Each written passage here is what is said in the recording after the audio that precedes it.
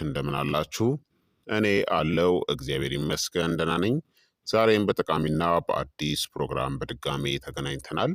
በዛሬው የጤና ፕሮግራማችን ላይ የምንመለከተው ጤናማ ነርቮች እንዲኖራችሁ ከፈለጋችሁ አሁኑኑ ማድረግ ማቆም ያለባችሁን በርካታ ልምዶች እና መጥፎ የሆኑ የአኗኗር ዘይቤዎችን በዚህ ቪዲዮ ላይ በደንብ እነግራችኋለሁኝ።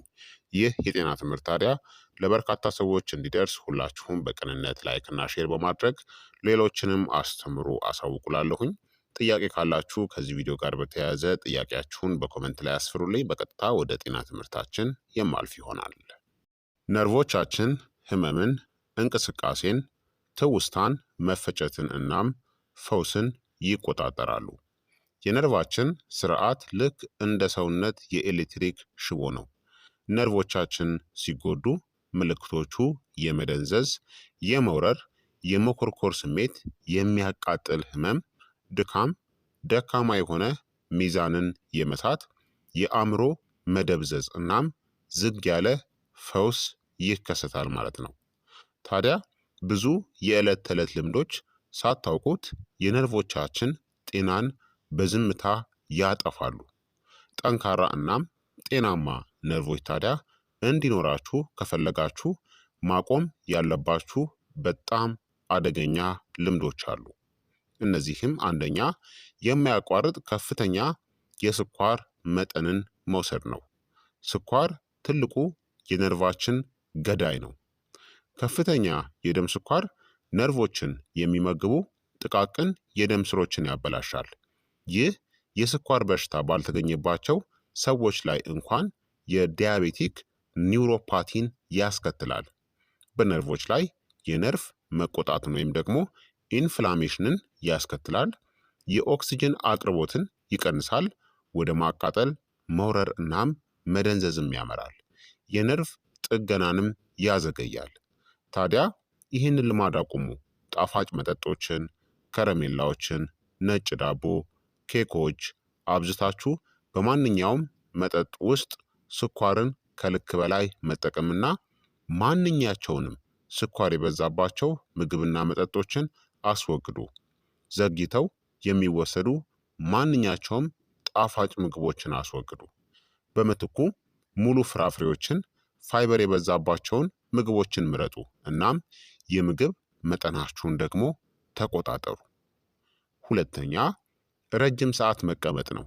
ረጅም ሰዓት መቀመጥ ደካማ የደም ዝውውርን ያስከትላል። ደካማ የደም ዝውውር ደግሞ የነርቭ መጎዳትን ያስከትላል። ለረጅም ጊዜ መቀመጥ ነርቮችን ይጫናል እናም የደም ፍሰትንም ይቀንሳል። በተለይም ወደ ታችኛው ጀርባ እናም እግሮች አካባቢ። በነርቮች ላይ ያለው ተጽዕኖ ደግሞ የሳያቲካ የነርቭ ህመም፣ የእግር መደንዘዝ እናም መውረር፣ ደካማ የነርቭ ምልክቶችን ያስከትላል። ይህንን ልማድ አቁሙ። ሳትንቀሳቀሱ ከ2 እስከ 3 ሰዓታት መቀመጥን አቁሙ። በምትኩ ከ30 እስከ 45 ደቂቃው ቁሙ ወይም ደግሞ ሰውነታችሁን አፍታቱት። ሶስተኛ የቫይታሚን ቢ12 እጥረትን ችላ ማለት ነው። ቫይታሚን ቢ12 ለነርቭ ሽፋን ማይሊን አስፈላጊ ነው። ያለ እሱ ነርቮች መበስበስ ይጀምራሉ። ችላ ልትሏቸው የማይገቡ ምልክቶችም የመውረር ወይም ደግሞ እንደ መርፌ የመውጋት ስሜት፣ የማስታወስ ችግሮች፣ የሚዛኔ ችግሮች፣ የሚዛን ማጣት፣ ድካም። እነዚህን ችላ አትበሉ። ይህንን ልማድ አቁሙ። ያለማሟያ ወይም ደግሞ ሰፕልመንቶችን ሳትወስዱ የእንስሳት ተዋጽኦችን አለመመገብ እናም የደም ምርመራዎችን ችላ አትበሉ። በምትኩ እንቁላል፣ የወተት ተዋጽኦችን፣ አሳን ብሉ። ወይም ደግሞ ቬጂቴሪያን ከሆናችሁ የቫይታሚን ቢ12 ማሟያ ወይም ደግሞ ሰፕልመንቶችን መውሰድ አለባችሁ። አራተኛ አልኮልን ደጋግሞ መጠጣት ነው። አልኮል በቀጥታ ለነርቭ ሴሎች መርዛማ ነው እናም ንጥረ ነገሮችን የመምጠጥ ሂደትንም ያግዳል። በውጤቱም የአልኮል ኒውሮፓቲ የነርቭ ህመም ማለት ነው፣ በአልኮል የሚመጣ የጡንቻ ድካም፣ የእግር ማቃጠል ስሜት ይከሰታል። ይህንን ልማድ አስወግዱ። በየቀኑ ወይም ደግሞ ከመጠን በላይ አልኮልን መጠጣትን አስወግዱ። በምትኩ ነርቭ እንዲያገግም አልኮልን ገድቡ ወይም ደግሞ ሙሉ በሙሉ ተዉ። አምስተኛ ስር የሰደደ ውጥረትን አስወግዱ። ዝምተኛው የነርቭ አጥፊ ነው ውጥረት ወይም ደግሞ ጭንቀት። የውጥረት ሆርሞኖች ኮርቲሶል እናም አድሬናሊን ነርቮችን በማያቋርጥ የጭንቀት ዝግጁነት ሁኔታ ውስጥ ያቆያሉ። ተጽዕኖዎቹም የነርቭ ስሜታዊነት መጨመር፣ የህመም ስሜት መባባስ፣ የነርቭ ዳግም መፈጠር መዘግየትን ያስከትላሉ። ይህን ልማድ አቁሙ። የማያቋርጥ ጭንቀት፣ ደካማ እንቅልፍና የአእምሮ መጫንን አስወግዱ። በምትኩ በጥልቀት መተንፈስ፣ ጸሎት ማድረግ ወይም ደግሞ ሜዲቴሽን፣ የፀሐይ ብርሃን እናም ተገቢ የሆነ እንቅልፍን ተኙ። ስድስተኛ ደካማ እንቅልፍ ወይም ደግሞ ዘግይቶ መተኛት ነው። ነርቮች ራሳቸውን የሚጠግኑት በጥልቅ እንቅልፍ ወቅት ነው። የእንቅልፍ ማጣት የነርቭ ህመም መጨመር፣ ደካማ የአእምሮ ነርቭ ምልክት ልውውጥና የሰውነት መቆጣት ወይም ደግሞ ኢንፍላሜሽንን ያስከትላል። ይህንን ልማድ ማቆም አለባችሁ።